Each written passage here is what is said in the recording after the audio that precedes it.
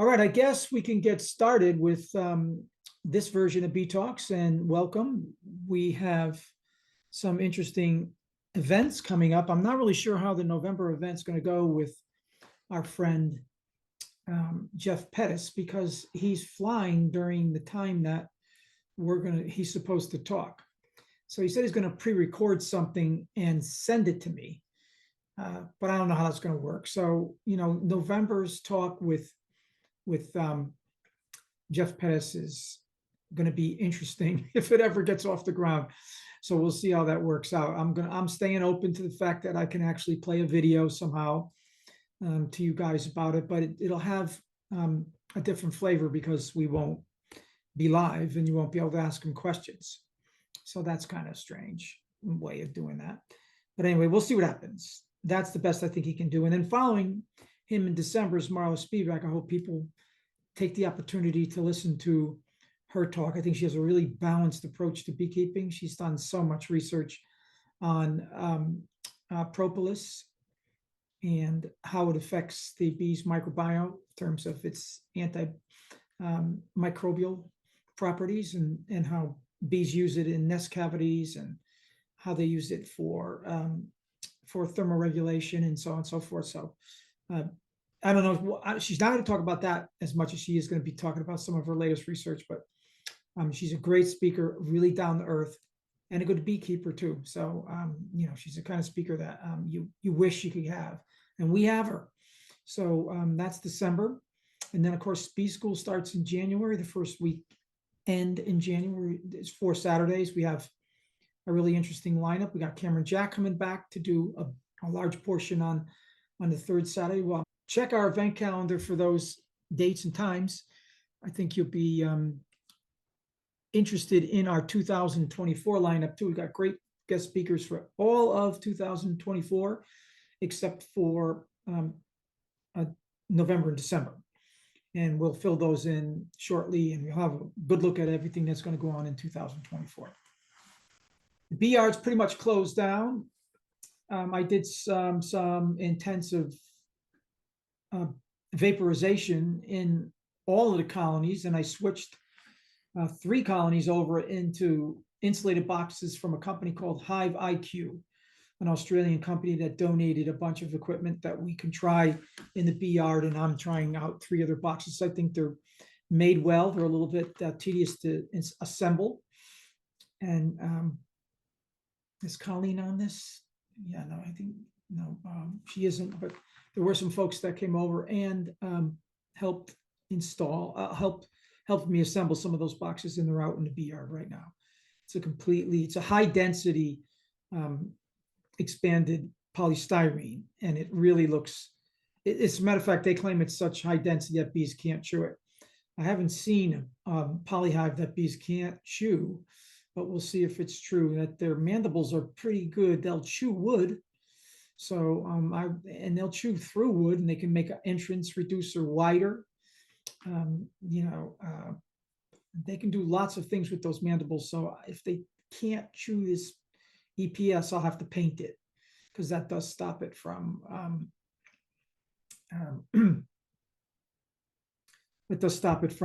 bees from chewing it. Just a little coat of latex paint, and that's all you need.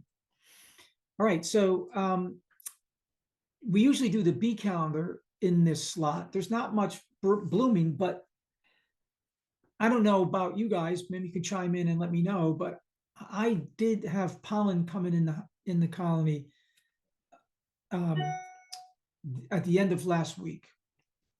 So,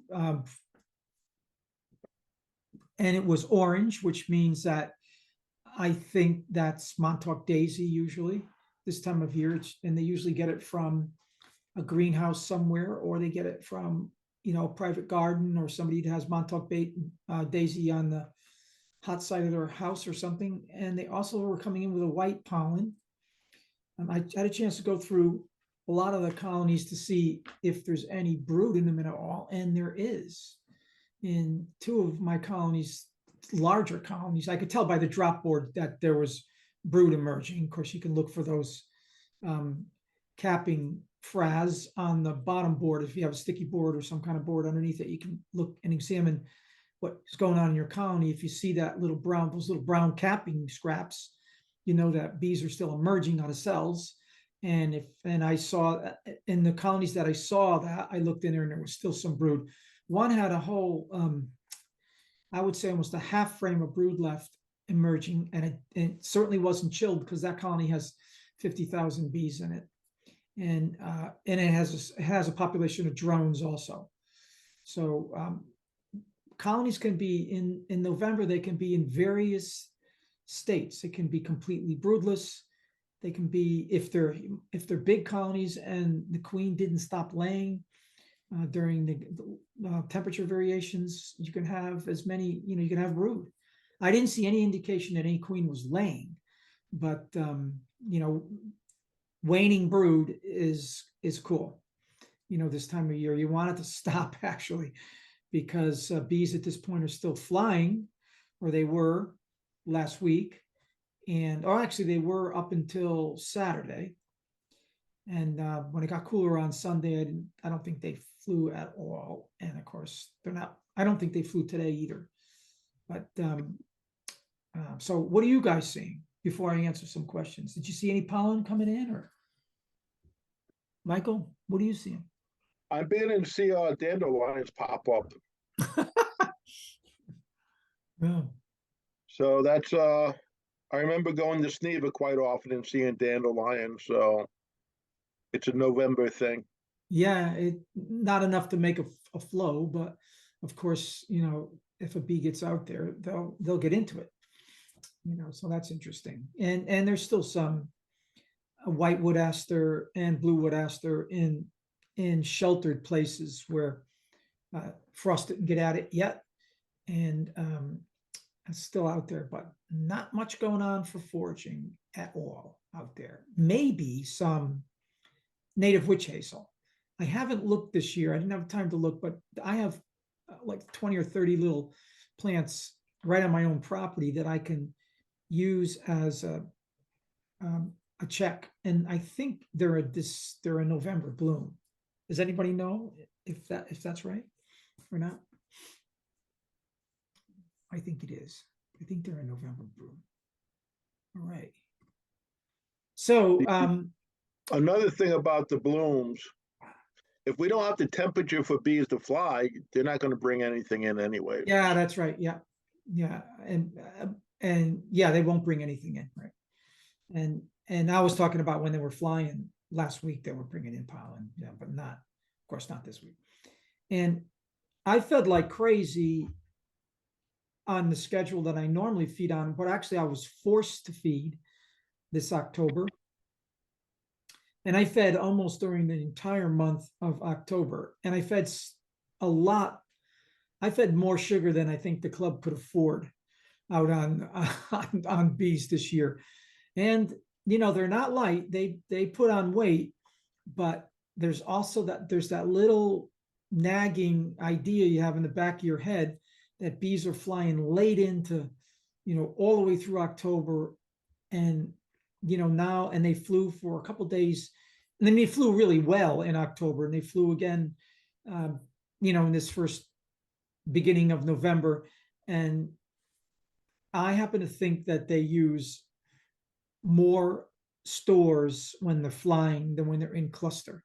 When they're in cluster, they use hardly, well, they use a way less amount of food in cluster, and they can go in cluster and use hardly anything if it's really, really cold, but it hasn't been really cold. So we had weak clusters and a lot of flight activity. So, I'm almost tempted to put another round of food on them in November, but I don't think I'll do that. All right, so what do we got here? All right, so yeah, I did a bunch of oxalic acid. So somebody's Bill. You want to ask that question out loud, Bill, about how many times we should vape a hive, and when should we stop? He wants to know. To everybody, he said it. It's not enough. Yeah. Hello. There you go. Where's that from? Yeah. My question is, Yeah. How many times should we vape during the fall season? Because the fall season is when you should vape because the uh there isn't much brood, so that's when it's most effective. Well, it's most effective when there's no brood at all, none at all. I mean, then all the mites are in a dispersal mode or in the phoretic mode, whatever you want to call them. But anyway, yeah. Uh, so there's no restriction on the label concerning how many times you can vape. So you can vape as much as you want. There is a restriction on the label that says that you can only use 2 grams per brood box. All right. So now that's a dosage that we know doesn't work. So now you got to make a decision for yourself about that. Do you want to be someone who says all the science is in? Cameron Jack did a bunch of science from the University of Florida on the dosage of OA. Um, Randy Oliver did some observational stuff, and everybody's coming back with the same kind of thought about it. The label dosage is incorrect. Now, my discussions with Cameron Jack, he says he's closer to the EPA than we are, of course, and he says that the label will eventually be changed. So you have to sort of like go with your instincts about what you think is a good dosage to use. We don't really know how high a dosage you can give them for vaporization. We do know that you can start to poison bees and hurt them with a liquid dosage, dribble over 35 grams. So you have to be very careful with what you do with liquid. Vapor is a lot more forgiving. To the bees, it's a little bit more dangerous for the operator. So I think you're correct, Bill. I've read it many times myself, but I also have practical application history, and I've increased my dosage over the years. I did have a mite bomb in the colony at the bee yard this year. I gave it 8 grams of protein, and it dropped 1,200 mites the first day, and then the second day it dropped about 600 more. So I know that for however vapor actually kills mites, it does kill them. And if you put a lot of vapor inside of a colony, you'll kill a lot of mites. Okay, my next question is, so if I were to go up half, let's say if I were to go up half of the 2 grams, Well, wait a minute. What do you mean? What do you mean by that? I don't understand that. instead of going 8, go another 2 grams Yeah. or 4. Should I cut down from 3 times a week to 1 time a week? There's no formula for it, Bill. I'm sorry to say that. I'm not going to do more than 1 8-gram dose on any of the colonies this time of year, and then I'll do another dose around solstice. So I'll wait until I get a warm day in December, and it's too late to save the colony that if it's had a lot of mites all year long anyway. Well, I don't have a problem with the mites, but I do know I have them because I did a mite check, and I didn't have them during the summer, but I have them now. Yeah, this is the time that we get them. Yeah, this is the time we see. Yeah. So I do it 3 times a week for like a month and a half. But should I cut down if let's say if I go up another half? Oh, hold on. 3 times a week. You're doing it for 6 weeks? Yeah. Yeah, well, that's excessive. Okay. I think that's really excessive treatment. You don't see any ill effects on the colony, though, do you? I no, I don't. Not at all. They're Yes. very strong colony. Yeah. So, but that's not. I don't think that's necessary. That gets way beyond the mite's reproduction cycle. You should have your check drops after you're doing them.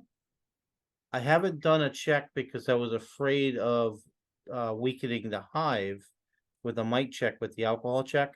I just looked at the bottom board to see if, if there were any mites.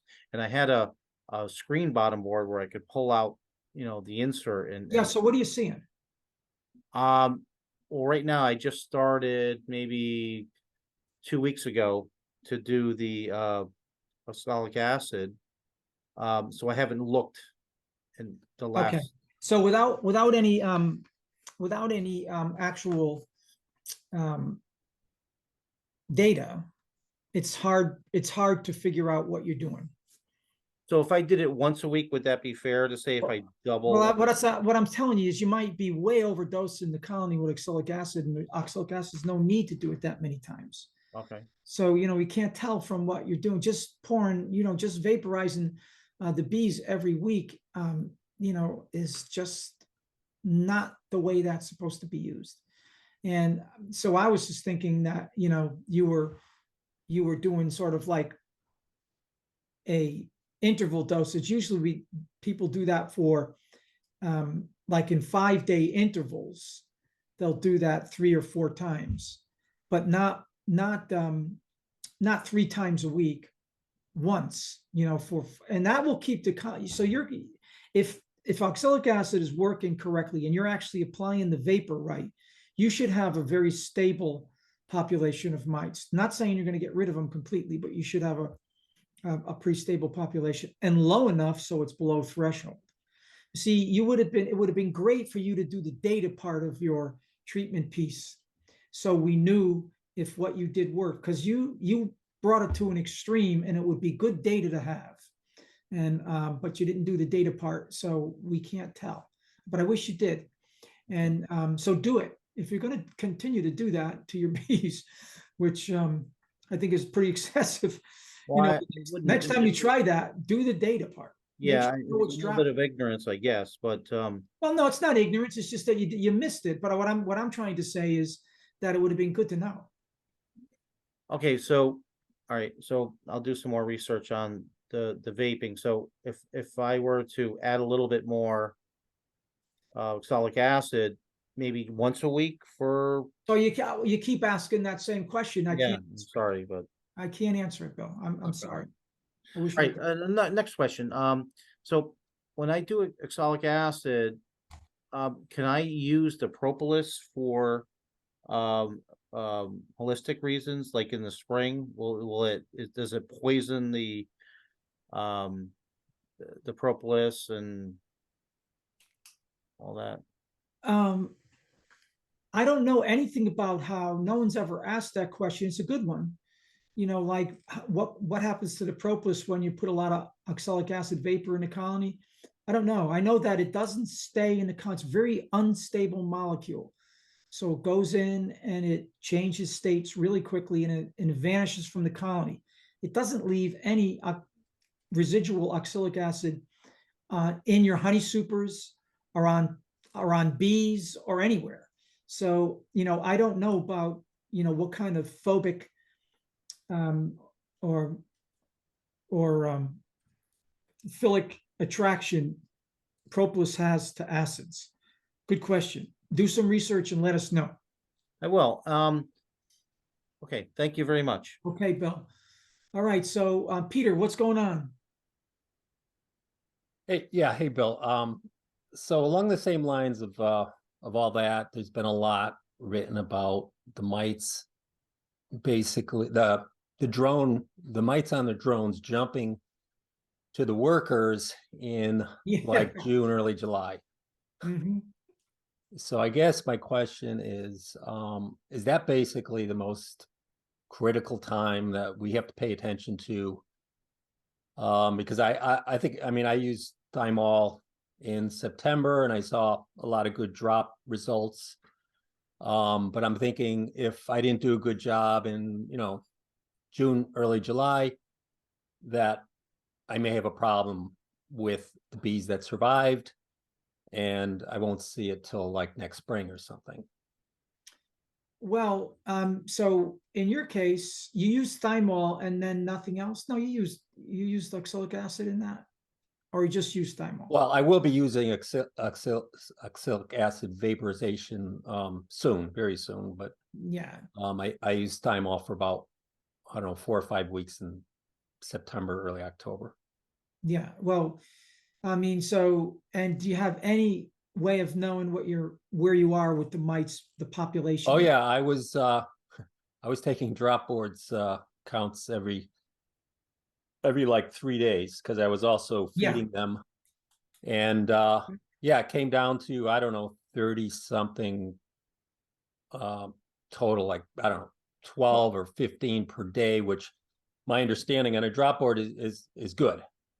It's hard to tell, but because the problem with a drop board is you have to know the cubic centimeters of brood that you have in the colony and then do a translation. Because what you find in a drop board is the dispersal mites that fall off or die as a result of your treatment, right? And then they fall onto the drop board and you see them, but there will be live mites under brood.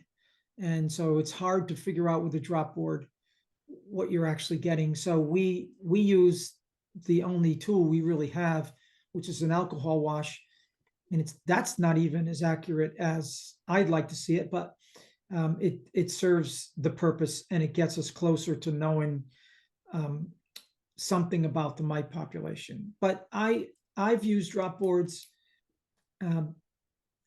over the years for the exact reason you're using them for, to look at the efficacy of my drops and see what's happening when I put a treatment in. So if I do an oxalic acid treatment, I'll put a drop board in and look at the mites. If the board comes out red, I know that the colony's in trouble, but it's too late at that point. So you had a question nestled in there somewhere. You're going to use oxalic acid in later on, you're saying? Well, I guess my real question was, if I didn't do a good job of treating them like in June, July, Yeah, are they basically to the point where they may be sick in the fall and yeah, not? they are. Okay. So let's get everybody on board with what a treatment, the treatment modality that we need to actually adhere to is more on the prophylactic side than it is the diagnostic piece. If you look at Randy Oliver's work on scientific beekeeping, he's recently published what he thinks is a fairly decent schedule that you can adhere to, and you can follow up with diagnostics with roles and all of that. So we're not saying, and I endorse his thinking about this also, we're not saying you're going to go prophylactically treat and not figure out what you're doing.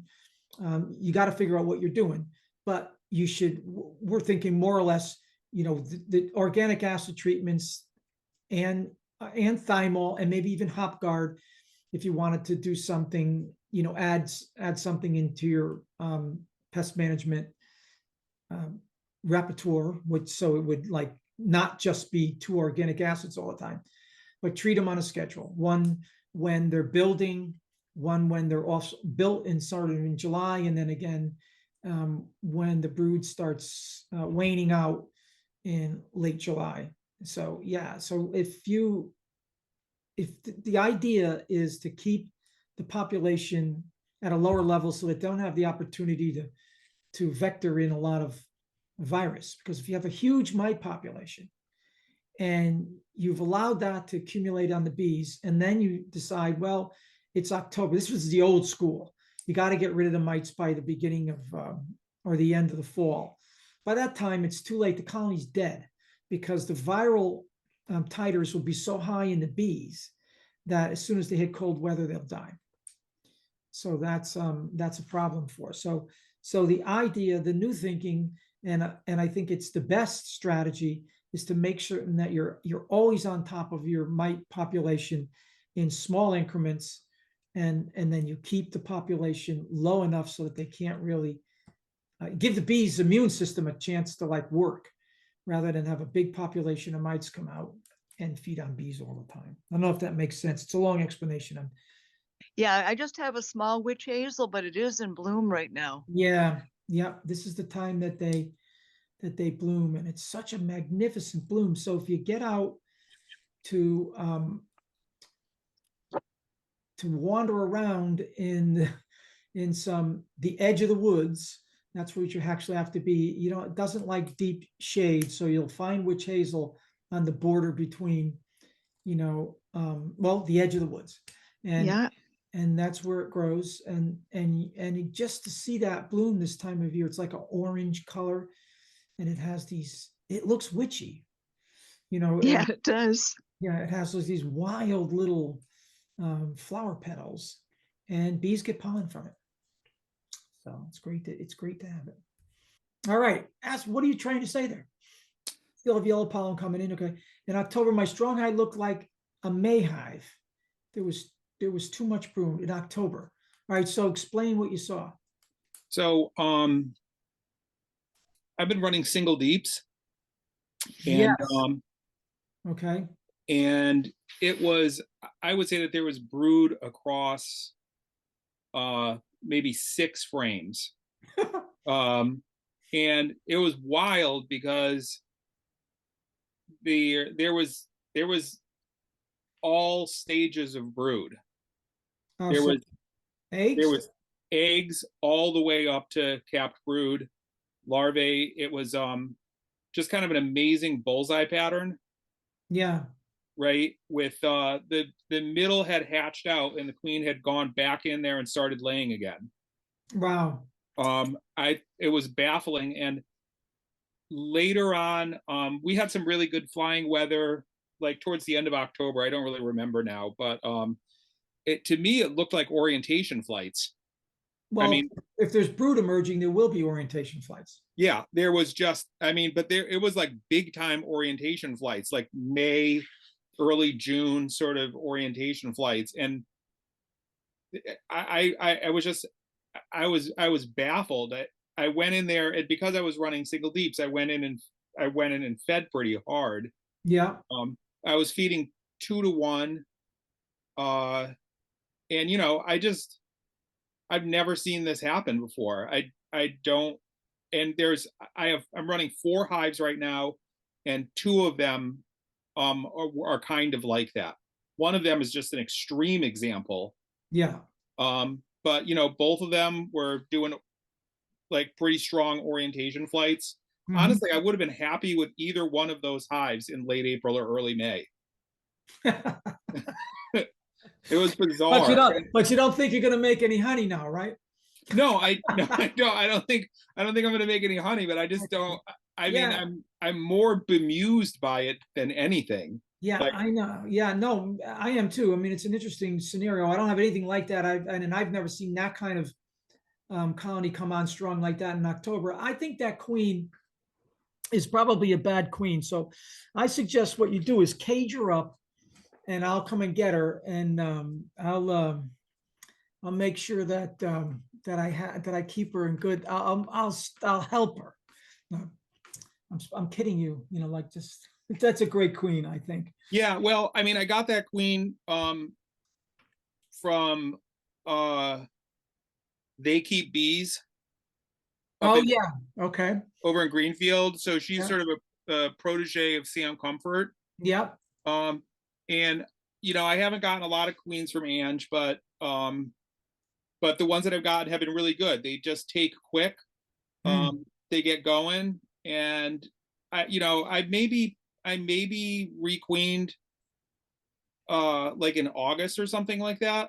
Okay. With that queen. So what I'm saying here is that she's a pretty young queen from somebody that I know that I've gotten good queens from in the past. Yeah. So she's vigorous, young, 2023 queen, but at the same time, I've never seen anything like this before. It's just when you were talking about that, having a lot of brood or still having brood hatching out now. Yeah, half a frame. Right. No. Yeah, I don't know where I'm at now, because I'm thinking that this was probably about 3 weeks ago. And she was showing no signs of letting up. So everything that was eggs 3 weeks ago would at the very last be capped. Yeah, it would be capped brood. Right. And I don't know when she stopped, because I just, I sealed the thing up and I was like, I'm out of here. Yeah. Because I just don't feel like I can, once you're in mid-October, what can you do? Well, you got to make sure that that colony has enough stores on it. Yeah, I mean, I think that I was fed, that hive right now weighs, well, it weighs well over 100 pounds, probably weighs 150 pounds. A single with it does have a medium on top It's of a it? single with a medium on top of it. No queen excluder, right? No queen excluder, no. Okay. So the bees will be in that medium at the end of the year, but that's how you run singles anyway. You know, if you're going to get them through the winter and you've harvested honey off of them, you got to do something and let them build in the early part of fall and all the way through fall, so that they can put up enough stores in a medium above them so that they can survive. I have strong singles. I have nice strong singles in the yard, and they have, some of them have two. They have a medium and a shallow above both. Yeah, both I have one hive like that. Yeah, so I'm not worried about those colonies having enough food to survive. Right. I was hoping to feed them. I did feed a little bit after that, and I was hoping to get them to basically backfill the brood nest. Yeah, they won't do that if they have storage space above them that they're using. Yeah. I don't know. It was just the weirdest. Yeah, well, see what happens and let us know, because that would be, I'm curious about where that'll go. Like, my guess is that queen has to stop laying now. She's not laying anymore. Yeah, no, I whatever brood emerges out of there will be good, strong winter bees. And hopefully they, because it won't have, everything's probably capped. There won't be any brood to feed. She's got, so the bees that emerge won't use their fat bodies for anything. And they'll be, bees that last a long time. And we'll get that colony into March. And if they have enough stores, you're in good shape. I hope so. Yeah, that's great. Wow, cool. Yeah, that's grams, not ounces. Right. Yeah. So I guess somebody asked, what is that, grams or ounces? Yes, that's grams. And all right. So lots of orange pollen coming in all day Saturday. Unbelievable year for that. All right, so Scott, you have Apivar strips in the hives now.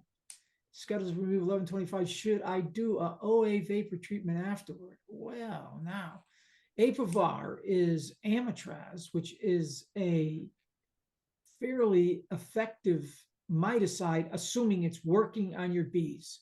So, Scott, how do you know if it's working on your bees?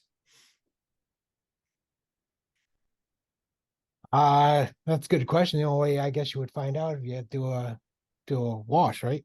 Oh, either a wash or, I think, it's getting a little bit late to do washes at this point. So you might want to put a drop board under there and see what's coming down. Yes, we have that now, and actually the wife looks at it pretty regularly, Okay. and she really hasn't seen. What'd you see? Like a couple mites each?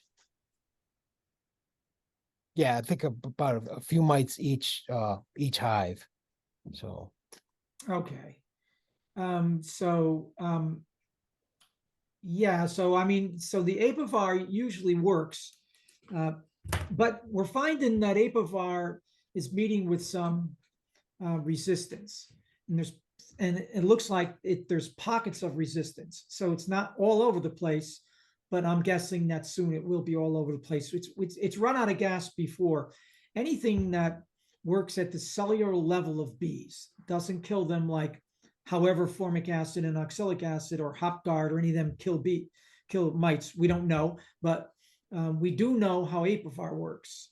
So Apivar gets involved in the neurotransmission of mites and they die. But what can occur is the molecular structure, the molecular functions inside of a mite will mutate cells, and then some cells will survive and some mites will survive. And then when that happens, Apivar's in its downward spiral of being an effective miticide. Happened with check mite, happened with Apistan, happened with Apivar before, and it will again.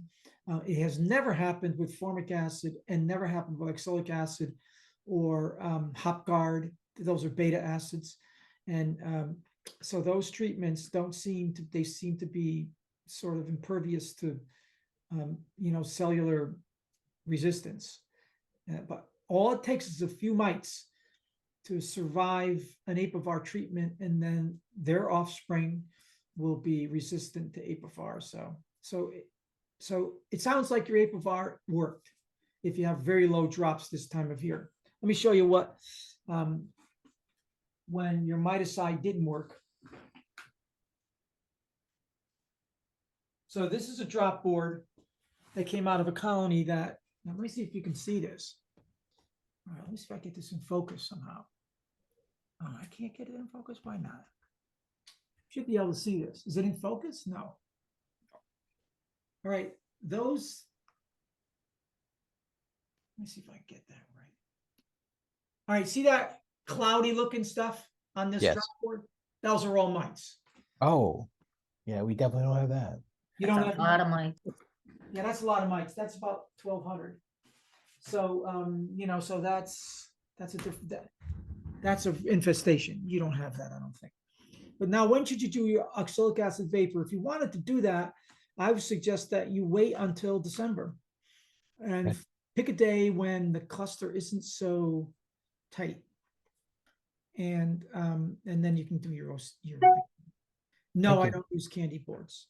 No, okay. No, I don't use them because I don't like that fact that you have to bring that sugar syrup up to softball consistency, and then that produces a molecule called, well, its acronym is HMF. It's actually hydroxymethylfurfenol. That's the name, and it is poison to bees. So there is a certain amount of that candy board, if you're talking about cooking sugar, to actually, what you're doing when you're cooking sugar is you're converting it into you're converting it from fructose and glucose into, I mean, you're converting the sucrose into fructose and glucose, and it makes it more digestible for bees. So I don't like the idea that that chemical is found, and anyway, is formed with the process of making a candy board. And then the other thing is that's dangerous. I mean, it's really, you know, you're using all this hot syrup all over the place. You know, I mean, you know, spilling it on the dog is a bad thing, or burning yourself, you know, or anything. So it's a pretty intense process. I've seen recipes without cooking it. They do it cold, add water and mix it up, that kind of stuff. No, that's a sugar cake. Sugar cake. Okay. All right. That's very not a good. candy board. Okay. My fault. So candy board is when you make candy. Like Okay. No. I'm talking about the sugar board, I guess. a then. sugar board is, yeah. I mean, you can use that. I'm not a beekeeper that puts on boots. What do they call it? I don't know. A belt and suspenders. You know, I don't do that. You know, I will make certain that my colonies have enough stores, or try to, by feeding them out heavy if I have to, and then let them get into winter with their own food source. And then if at some point during the winter I find that the colony is real light for some reason, then I might give them some emergency food, but I treat it that way. So I don't really overfeed sucrose in the colony in the wintertime. But that doesn't mean that you shouldn't. If you want to go with the suspenders and belt strategy, go ahead. You know, we want to care for our bees. So, you know, if that's something that you think is makes you sleep better at night, you go ahead and do it. You know, I think you should, if you do that, you should put the sugar cake on off the center of the cluster, so bees have a chance to, you know, work their natural convection that they work in a colony, in addition to having that sugar there. Thank you very much. Okay. All right. So Colleen, you used the Hopguard 3? Talk- Yes, and I had very good results. I love it. I try to go natural. I use everything. I started out with Apivar when I first got my hive. This is my first year. And Yeah. then I got a recipe from a girl in Hawaii. I used coconut oil and thymal oil and made 8 nice pads and put them in there. And I used the drop board, the sticky board, to count them all. Yeah. That worked really well. Got rid of every mite And at the end of August, I did a wash. I had 0 mites, and then they blew up. And after that, I used the Hopguard 3, and it was amazing. The board was covered. I couldn't even count. There had to have been over 200. And then after 14 days, I put in the second dose, and you can see what I wrote there, that when I went out the day after, there was 100 of them. And then all of a sudden, on the second dose, the numbers went down drastically. It was wonderful. By the 4th day, there was only like a couple of mites there. Hmm.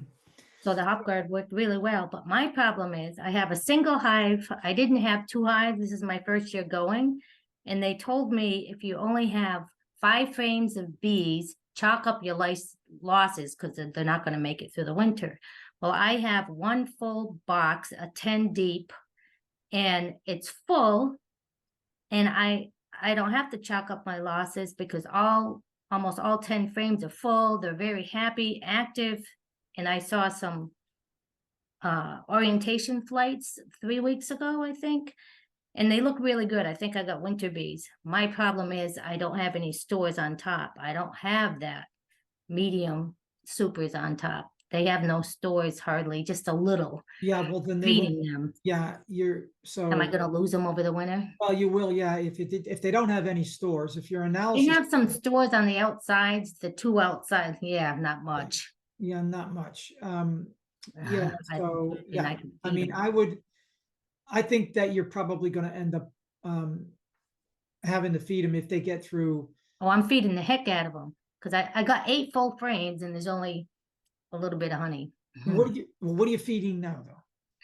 I was feeding them 2 to 1 like crazy until it got cold, and now I got a Hive Alive pad on there, and I got some sugar cakes if they finish the Hive Alive pad that I bought. Hmm. Mm. All right, well, try insulating the top cover, make sure that you. Oh yeah, I'm well insulated. I did the Okay. wrap and I got the, And yeah. keep an eye on them. There's enough population in there to make it don't, and you know, you can get a 5 frame, 5 seams of bees through the winter. You can do that. I mean, I've done it many times in nuke boxes. Okay, So, it can that's be. why I went to so you- 1 box. Yeah, it's a you, waste of well, space. yep. Yeah, you can't believe everything people say on the internet. But, yeah, so you can, I think you're doing all the right things and trying to keep them alive. And you'll have to see what happens. Yeah, right now the mite count's great. I mean, I got the mites all gone and they seem what I have. They're happy if I can keep them alive. If they're winter bees, I should think they'll live. Hopefully they'll make it through the winter. I'll keep you posted. Yeah, keep us posted. Yeah, that'll be good. Yeah, cool. And so Peter's chiming in on, well, that's a note from ABJ, but we got it from the Australian beekeepers a while back, and it turns out that the final holdout, this is a news item, the final holdout against Varroa was Australia, and we were just envious of our Aussie beekeeper friends because they didn't have to worry about controlling Varroa. But it turns out that they spotted Varroa in one small part of Australia, one area of Australia, and they went a little bit crazy trying to control it. But at that point, it had already spread into all other parts of Australia. So I think at this point, Australia has an ongoing infection and will end up with mites in every colony in all of Australia in short order. I wish it wasn't true, but that is what will happen. You know, it was sort of inevitable that at some point mites were going to make it down there. And there are some mite-free areas of the world still, but the large continents are all full of mites. And so now with Australia falling, that was our last sort of hope that mites wouldn't make it there, but they can. And now they will. So what we'll see as folks that have Australian contacts as beekeepers, and I'm one, I'm working with the Hive IQ people down there in Australia, and I know some other Australian beekeepers and queen breeders that I discuss things with, and you know, they're going to panic. They're going to go all out with hard chemicals, just like we did. I'm sure they are. at first to control mites. They'll find out that they're either coming with resistance to that stuff, or they'll be resistant to it very shortly, and then they'll move on and go through all of the painstaking trials that we've gone through in the United States trying to control varroa until here we are. The varroa were first discovered in the United States in 1987, and by 1999, there wasn't a colony in the United States that didn't have varroa in it. So it's sad, but it happened. Here they are. Is now the time to give bees Hive Alive? That's an interesting question. And by Hive Alive, you mean the liquid treatment? Is that 744717? Speak up. What kind of Hive Alive are you using? No, not talking to us. No, I'm sorry, I can talk to you. It's Okay. it's a patty part, it comes in like a Oh, yes, the patty piece, yeah. It's never really the time to use it. So, and I'm not even sure how effective it is in a colony. So you'll have to figure that out. Put it in there and see what they do with it. I mean, some colonies will chew it, and they may eat it. But I don't think Hive Alive has science to support their claims. Okay.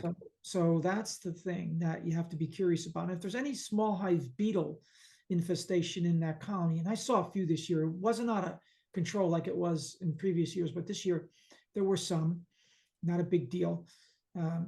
Then that's a perfect place for them to burrow into and start a little life of their own, a little colony of their own. So you have to be very careful when you put any kind of patty into a colony where there's any kind of infestation with small hive beetles. So, and then Hive Alive's great word, great marketing, but basically it's sugar and some other Lemongrass oil I saw in there. there's sugar, lemongrass oil, nothing that'll really harm bees, but whether or not it does any good is another story. And then, there's the whole protein patty marketing product piece is all like up in the air. They have secret formulas. They don't really share them well. And then the whole idea about whether or not bees can get anything out of a product is whether or not that grain or whatever it is that you're using for a basic protein, some kind of yeast, some kind of soy flour, whatever it is they're using, has to be ground to a certain consistency. And that requires really expensive equipment and a lot of tedious measurement so that the bees can actually digest it.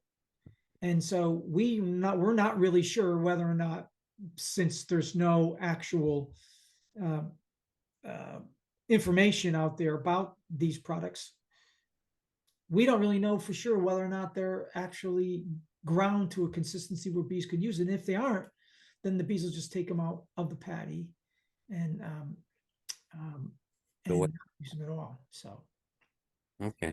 so don't spend too much money on Hive Alive. I was sugar feeding 2 to 1 because I Yeah. really to get through the winter. And then somebody had said it at one of the meetings, he had put a Hive Alive patty on it, and they were having a ball with it, the bees were eating and stuff like that. I just want the ladies to make it through the winter.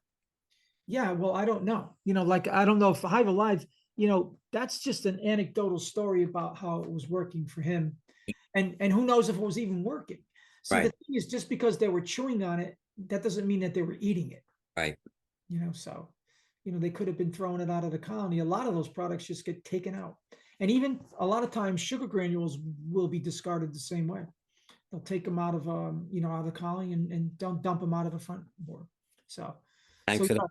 yeah. So don't listen to one account. You have to be very selective about how you evaluate products. And that goes for every product out there.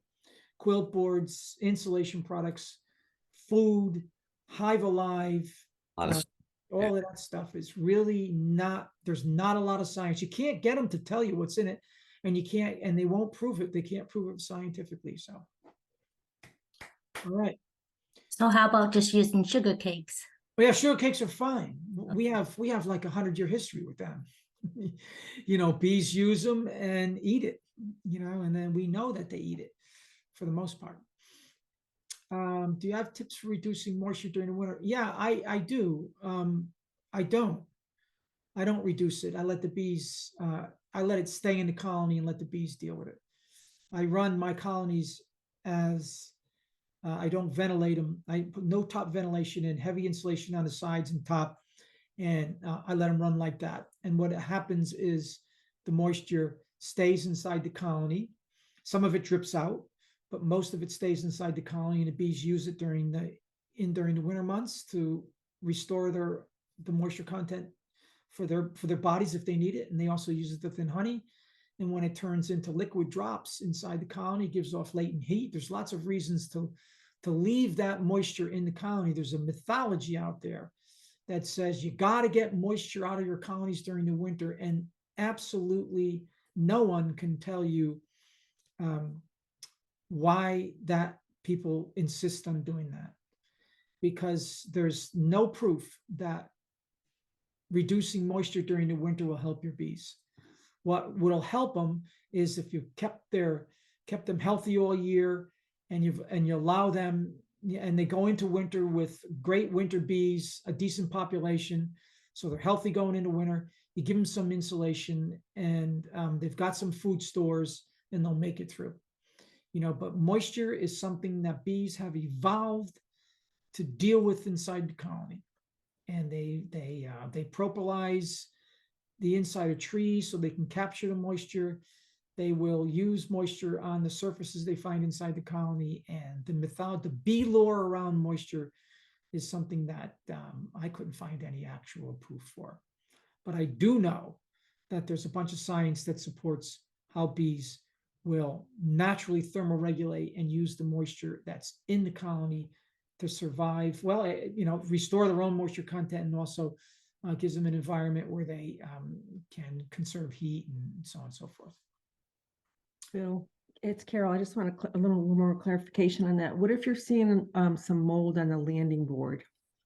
Mold on a landing board, that would be unusual. That sounds like that might be from the outside environment. I don't I don't ever see mold on the outside. Do you mean fungus or mold?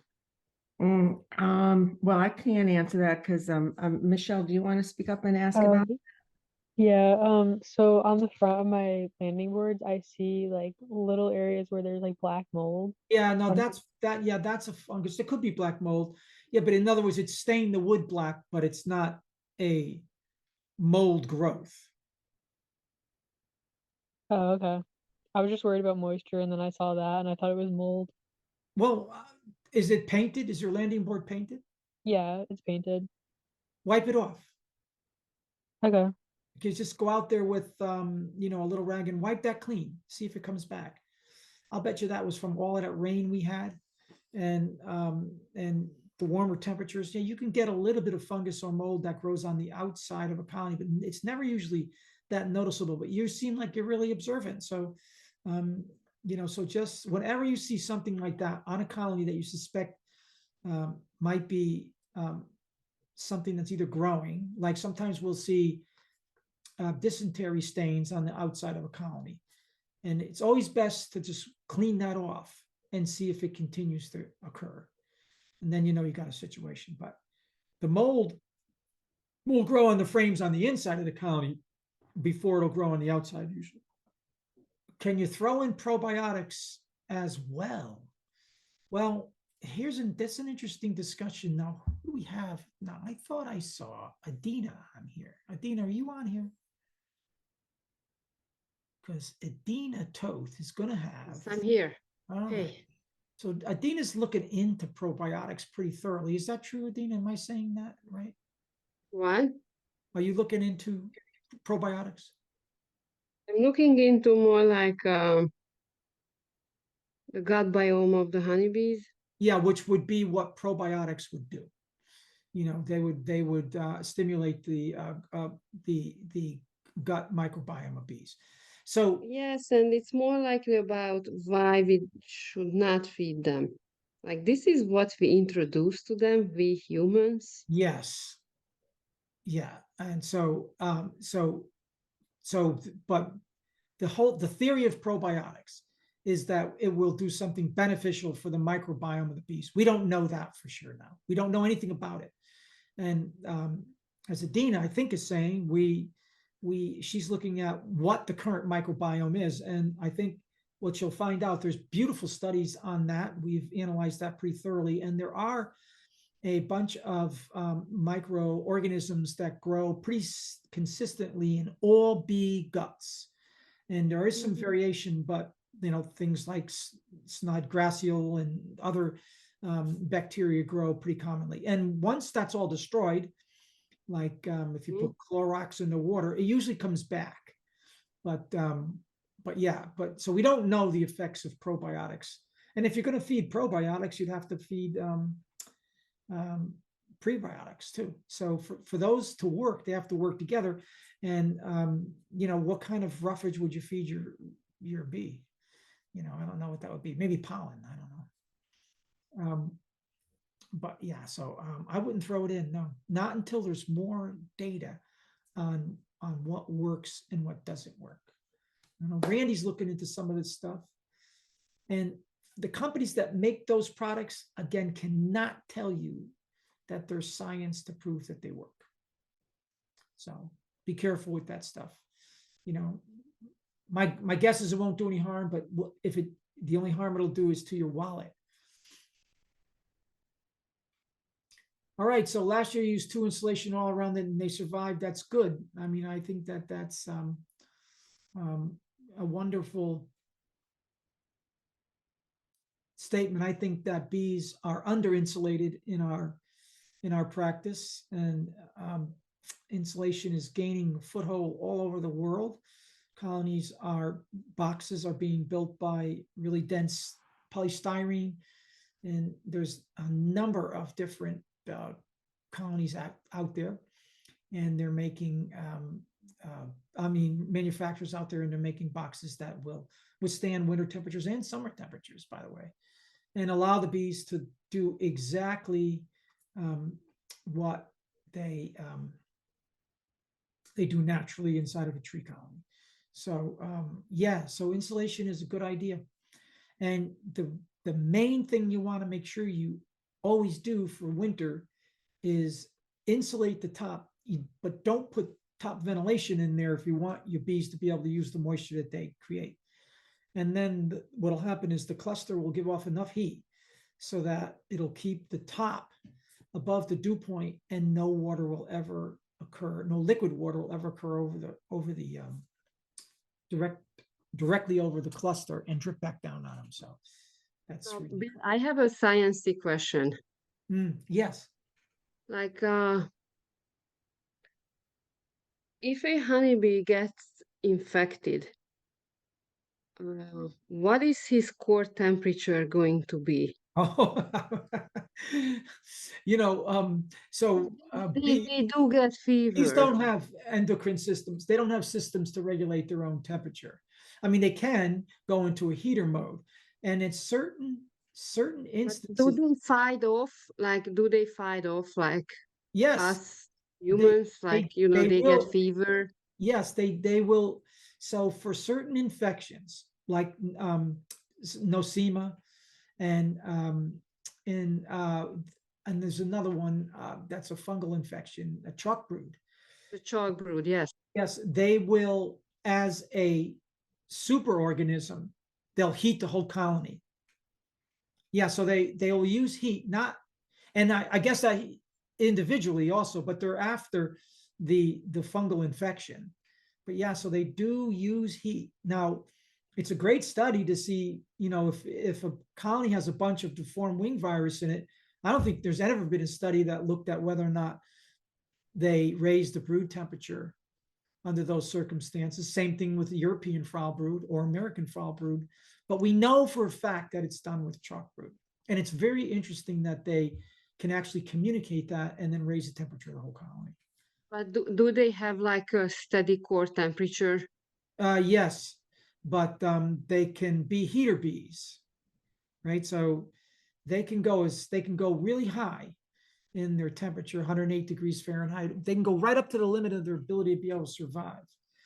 But in normal practice, in normal life, they're going to be at a temperature, a normal temperature. And I don't know what that exactly is, but my guess is it's probably, below 90 degrees, and they're going to live there. And that's their sort of stable temperature. They have to Okay, have thank that. you. Thank you. Yeah. Okay, so Adam Norvit. Okay, so DFM is manufacturing what? The Hive Alive stuff? Is that what you're talking about, Adam? Whoops, they're manufacturing the probiotics. Oh, the probiotics. Okay, so Yeah. they make probiotics for the cattle industry. So here's the thing, right? This is interesting to note about the difference between insects and Hymenoptera, especially because that's the one we deal with, and cattle. The digestive process is extraordinarily different. I mean, what will work in a feedlot animal and a bee is two different things. First of all, the digestive time it takes for a bee to digest anything is minutes compared to, so whatever gets into a bee goes right through it, right? But a cow or a ruminant of any kind has a completely complicated digestive system, which you can build probiotics in. You can give them antibiotics. You can give them prebiotics. You can do lots of things with that digestive system to help that cattle be more be healthier. And there's if the cattle industry buys that product, it's working, because they won't buy it if it's not working. They're not going to spend hundreds and hundreds of thousands of dollars on their herd if they don't get anything out of it. So yeah, so those two digestive systems, in my opinion, are not comparable. And I'm certain that that DFM is using the formula they use for probiotics in cattle. Whatever they use there, I don't know what it. I don't really know that they are. I've looked at it a little bit. Let's just say that I was encouraged that they were in. They make stuff for chickens. They make stuff for cows. So it's not basically just like somebody making something in a shed. No, I know. Right. and then having a label designed for it and selling it. So I think it's worth watching. I agree. Right. And I was encouraged to see that somebody that is working in a real industry is attempting to do something good. To do something good, that somebody probably also has a brand to defend. So maybe they're not going to throw it away on some bee product that they're going to sell for, that's going to be like 2% of their gross income. So I don't know. It'll be interesting to see if they can do anything with it, because obviously all the problems with the quality of pollen and feedstock for bees is problematic. So I don't know. I'll be interested to see if this amounts to anything, I guess, is what I'm saying. Yeah, I think we all will be. We all are, actually. I mean, I'm also interested in, and I'd love to support a product that proves that it works for bees, but I really need to see the science, and a peer-reviewed science and a couple of studies before we can make a decision about it. And it's a really hot topic.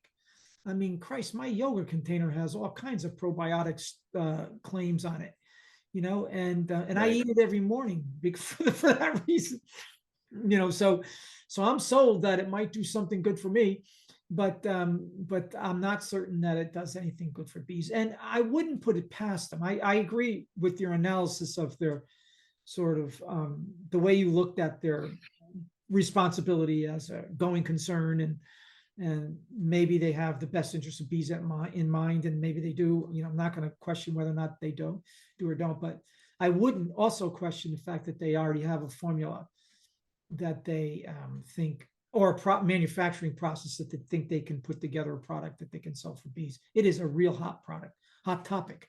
And if if people buy into it, they'll buy those products and sell, and put them on their bees. As long as they don't kill them, it's all right with me. Anybody else have anything they want to contribute? We have any new products out there that people have tried? Has anybody tried the that domed inner cover, or some kind of fancy robbing screen or anything like that? That was supposed to be something that we kind of were following up on, but we didn't do it. So we'll have to get back to that. Right now, I'm testing out the Be Smart inner and outer covers, as well as their fancy robbing screen.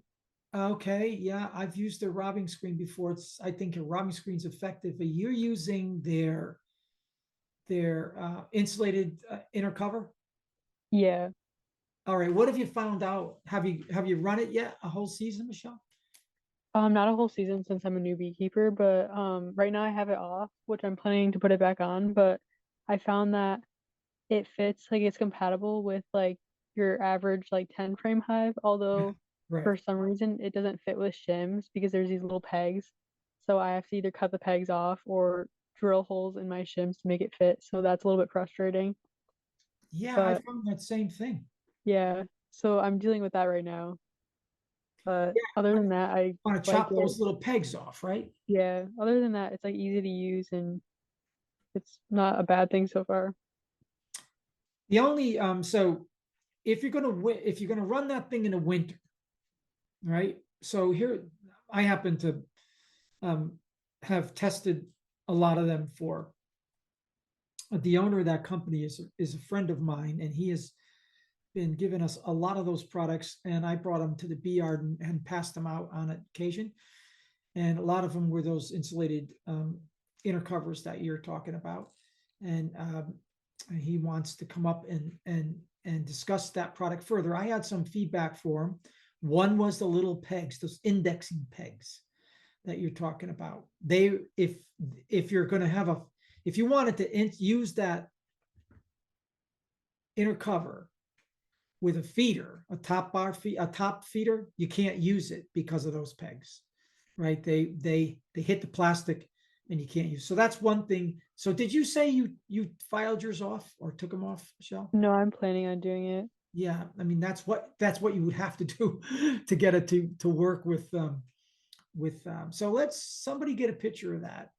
Maybe somebody can look up a picture, share a screen with that Cliff's product there, Be Smart product. I use that as well, Colleen here, and I love it. And I Yeah, had the same problem. I put a spacer board on there so I could feed the bees, and so those pegs were in the way. I just took it into my husband's garage and I drilled the holes there because I didn't want to you ruin didn't the want to take the pegs off. Right, so I just drilled holes and then it fit on there that way. And I was planning on leaving this on all winter, but my problem is I want to put more insulation up on top, so. So But now I you did got- like it feeding I bought the feeder that goes with it on top. Yeah, I absolutely loved that 2-to-1 because didn't have to disturb the bees. I just took the telescope cover off, put that back in. But it's a little tricky when you take off that black cord, the cover, because when Yeah. I took it out, like 20,000 bees wanted to come out at me. So had to be a little, make sure I had my smoker for that. But I love it. Yeah. Yeah. So this particular, did anybody find it? Did anybody get a look at that thing? The Be Smart inner cover, insulated inner cover. Let me I'm get the trying to picture. attach a picture, but I can't. What's that? I You was got- trying to put Michelle, a picture in the chat. You can't share your screen? There's a picture of mine. I don't know if you guys can see it. Well, we won't be able to see it unless you share your screen. I'm sharing my screen. Oh, I have it in my little square picture where it says Colleen S. Oh, yeah, there it is. Yeah. Okay. So we can see that. It looks pretty good. So that's what it looks like. It's pretty thick because the foam is, he uses an EPS foam in it, and it's pretty thick. It has lots of interesting features on it, plus places where you can put your hive tool without ever ruining it. But it sticks up above your top super or the top medium, whatever you have on there. It's above that. Yeah. And so what you have to do if you're going to insulate that colony for the winter and you want to put side insulation on, Yeah. side insulation has to come up equal to or above that that cover, that smart cover on the sides. Right. So the sleeve you build or the outside insulation you put on there, and then you're going to have to put on a telescoping cover that fits over all of that. You know, so yeah, yeah, it's not a solution in and of itself because he doesn't have a cover that goes on. He has his own Be Smart telescoping cover, but that one doesn't have any insulation in it. So if you wanted to put some additional insulation, you have to put a foam board on top of that cover or below it. All right. Cool. All right, Carol. Carol looks like, there it is. Yeah, okay, there it is. So yeah, pretty nice. So there is his whole deal. This is everything he makes. He looking at this. Can you see my cursor? Can everybody see my cursor moving? No, you Yeah. won't. Yeah. Yes. This Yes. one here on the leg. This Yes. is a type stand, very strong, but it slides. So you have to put it on cement blocks or on a surface that it won't slide on. So there's his bottom board. There's his handles he makes that you can screw on to any box. And so you can aids in lifting them up. He makes this little hive entrance if you wanted to put a top entrance or a second entrance in a super or something like that. He makes that thing. And then here's his insulated inner cover.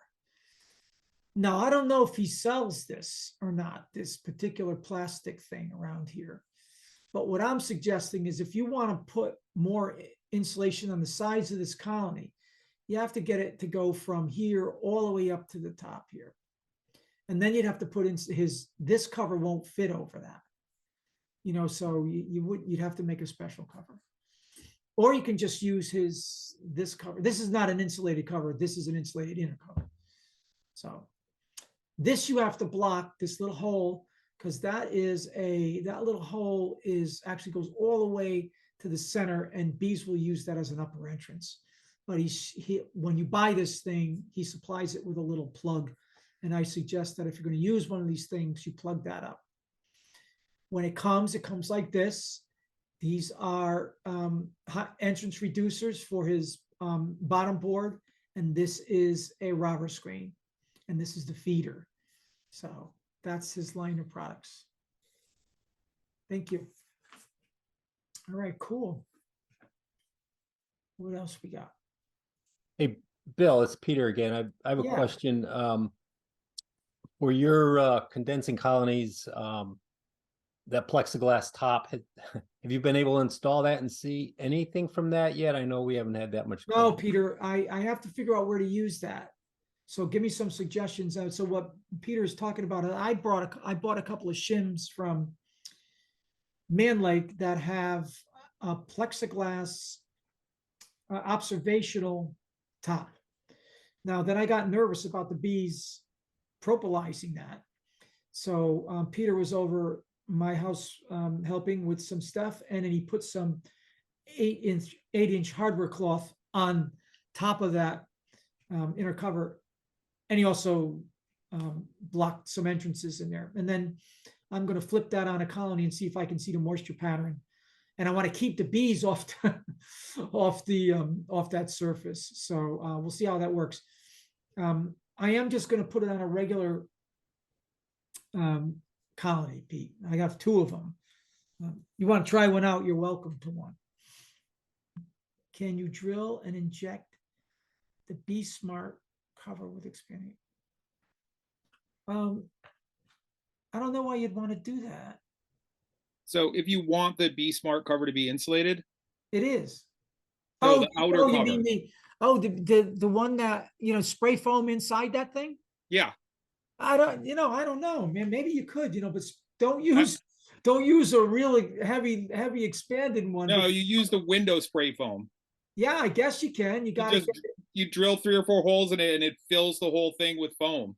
Yeah, I mean, yeah, you could do that. Yeah. Now you got to make sure that foam's not exposed to the bees because they'll chew it right out.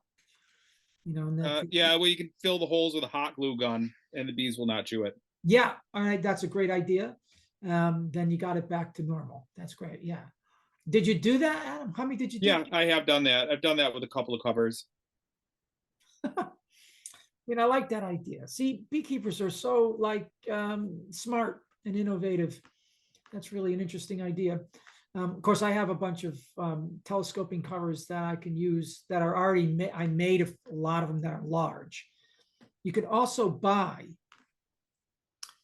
from I think from Better Bee and probably Man Lake also. Anyone who sells the original foam colony that came out, B-Max colony. You can buy those, and you can buy that cover.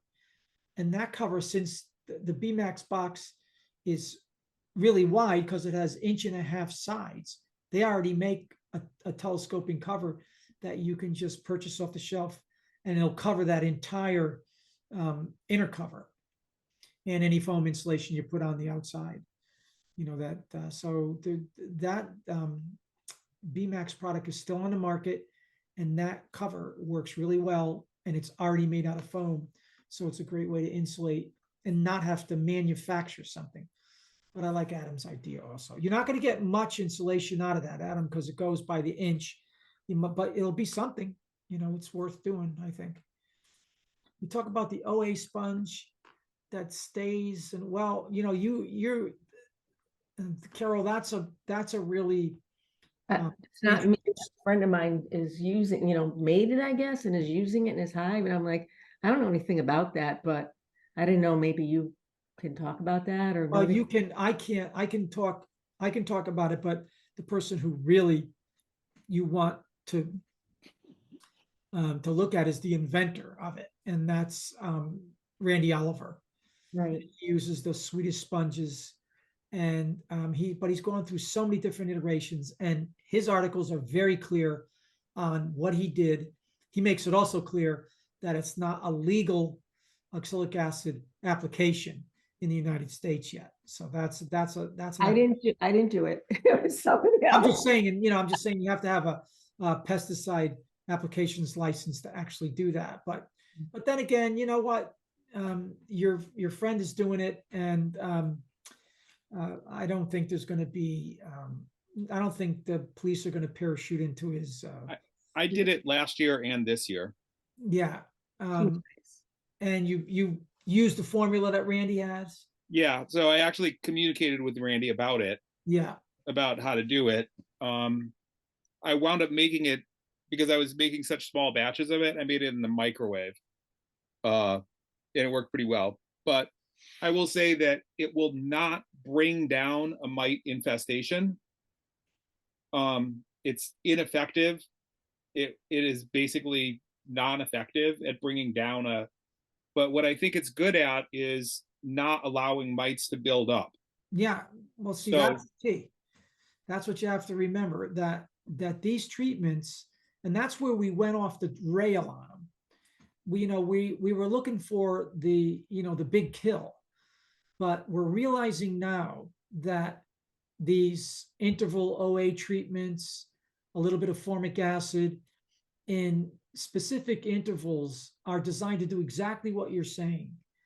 Keeping the varroa population in range so that they can't grow, and then they're going to be in the hive reproducing. There's no stopping that, but you keep the varroa population down to where you don't have that big October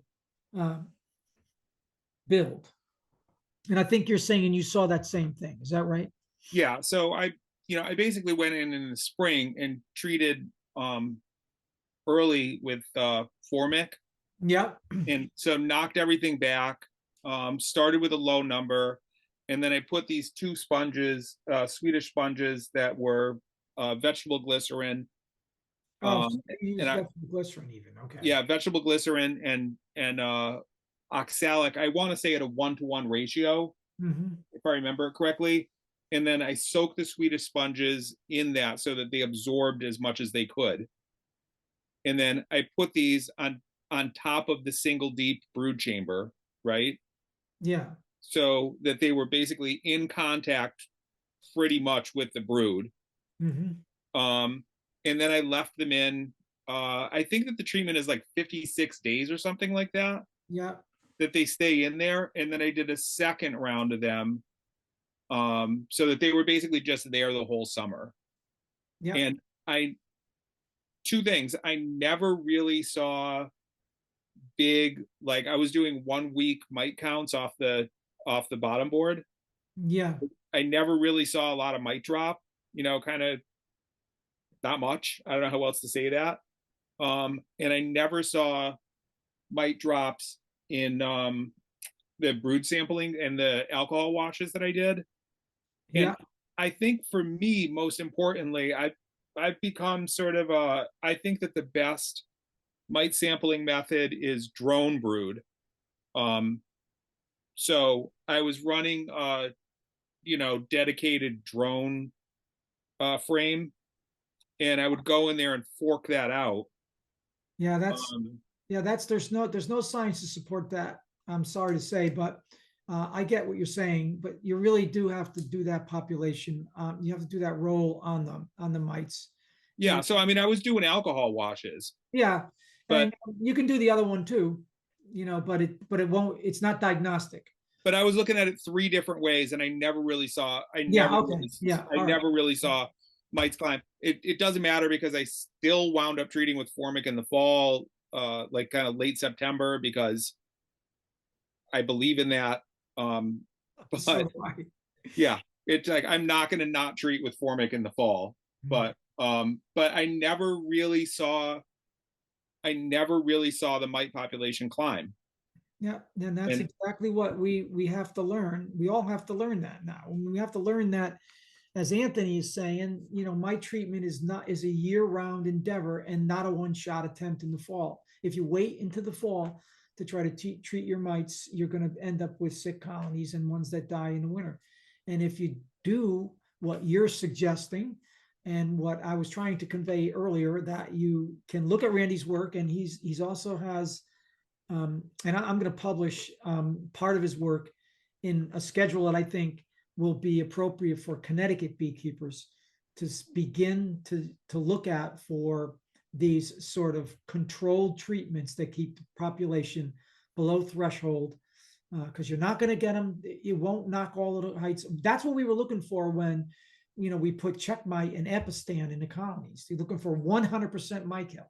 And it was the wrong way to look at it. And then we dispensed with the other treatments that where we found, okay, so looks like alum cap, the cardboard strips you put between it, and all of those South American and Argentinian different impregnated cardboard mite treatments.